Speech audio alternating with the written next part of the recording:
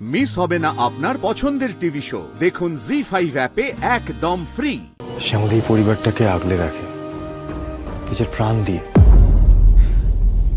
শ্যামলী কোনোদিন এমন কিছু করবেন না কিংবা চাইবেন না যাতে এই পরিবারে কোনো রকম কোনো ভাঙন ধরে। উনি সবসময় পরিবারটাকে জুড়ে রাখতে চান। আর তুমি যদি এই অরুদের কথাই বলো, আজকে অরুদের এই বাড়ি থেকে চলে যাওয়ার ব্যাপারে উনি যদি কোনো কথা বলে থাকেন তাহলে তুমি জানবে সেটা এই পরিবারের ভালো ভেবেই উনি বলেছেন। অ্যাটলিস্ট এই পরিবারের কোনো ক্ষেত্রে আমি শ্যামলীকে পুরোটা ট্রাস্ট করি।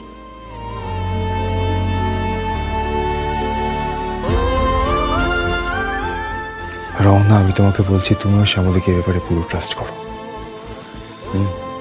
তুমি দেখলে না আজকে যখন এই কথাগুলো হচ্ছিল তখন আমি কোনো কথা বলিনি, শ্যামলীকে পুরো সাপোর্ট করেছি। এই কারণ সবকিছু দেখে শুনে তো আমার এটাই মনে হচ্ছে শ্যামলী একজন উপযুক্ত বউ ছিলেন। এই পরিবারের প্রত্যেকটা সদস্য ওকে কত ভালোবাসে, নির্ভর করে ওর ওপরে। তোমার পরিবারকে এত সুন্দরভাবেও আগলে রেখেছে। আর তুমিও কত কনফিডেন্ট ওর ওপরে। তাহলে একটা কথা বলো তো, তোমাদের বিয়েটা ভাঙলো কেন? আমার মন বলছে তোমরা দুজনেই আমার থেকে কিছু একটা লুকাচ্ছ।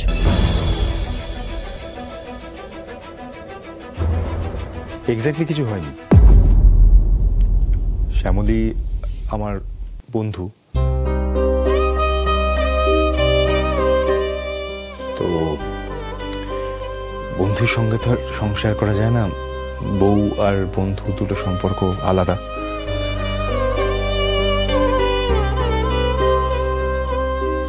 আসলে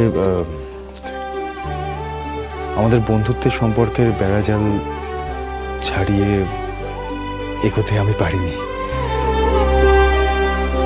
তাই শ্যামলীও স্ত্রী হিসাবে আমার কাছে আসতে পারেনি। তুমি পেরেছ।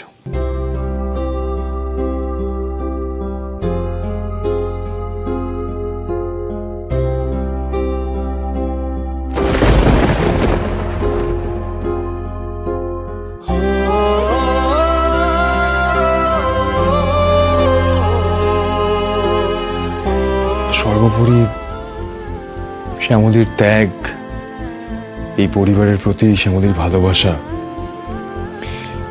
এই সবকিছু এতটা গভীর হয়ে রয়েছে না, এই পরিবারের লোকেরও তোমাকে সেই জায়গাটা দিতে তাদেরও একটু সময় লাগবে আমার না।